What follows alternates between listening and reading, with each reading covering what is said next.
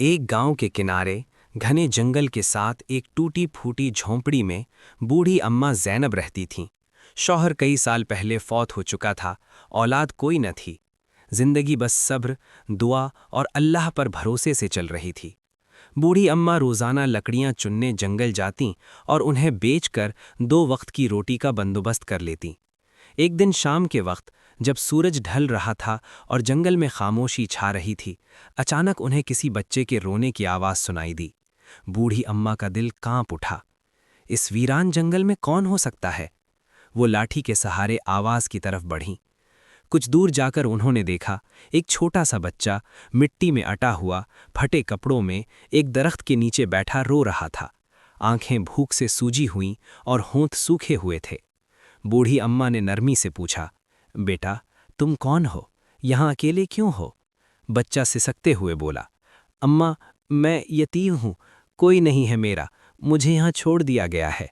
ये सुनकर बूढ़ी अम्मा की आंखों से आंसू बहने लगे। उन्होंने फौरन बच्चे को सीने से लगा लिया। आज से मैं तुम्हारी अम्मा हूँ और तुम मेरे बेटे हो। वो बच्चे को अपने साथ झोंपड़ी में ले आईं। अपना आधा सूखा रोटा बच्चे को दे दिया, हालांकि खुद भूखी रह गईं। रात को वो बच्चे के सर पर हाथ रखकर देर तक दुआएं करती रहीं। दिन गुजरते गए।